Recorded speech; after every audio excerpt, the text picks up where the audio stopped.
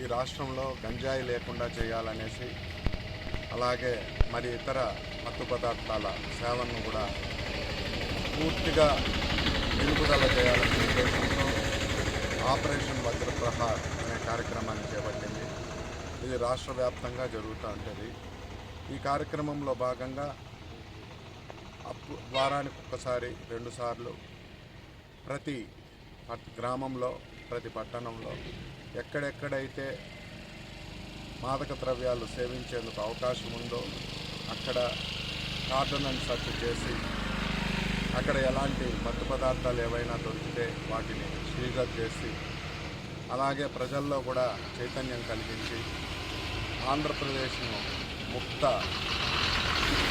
డ్రగ్స్గా, ఎలాంటి మత్తు పదార్థాలు లేని రాష్ట్రంగా తీర్చిదిద్దాలనే ఉద్దేశంతో ఇది చేపట్టడమైంది.